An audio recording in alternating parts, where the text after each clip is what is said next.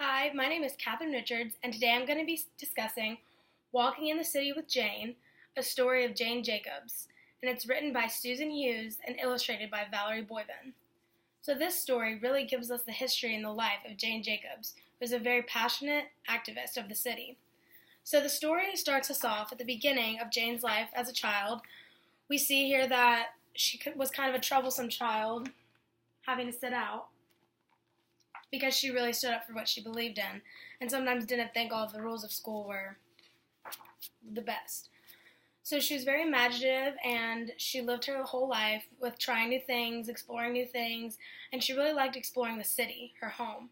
So once she noticed that people like City Hall were trying to tear down all the beautiful things about the city, like buildings and parks, she decided she wanted to take a stand for it. Jane really stood up for what she believed in, and she protested and she made her voice known, and she became very famous in her neighborhood. And in this story, you'll see all of her perseverance and how hard she tried to stand up for what she believed in, and in the end, she was very successful. There were some bumpy roads along the way, but she really ended up achieving all of her goals, which I thought was great for young readers to see how someone can make a difference and stand up for what they believe in. And then in the back of the book, we get a little more in-depth history of Jane, which I also think is important because she's someone that should be known and discussed because of her work in the city, how her activism, and how she was able to make a big impact on her city for the better.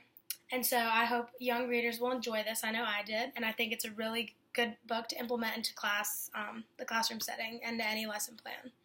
So thank you for listening.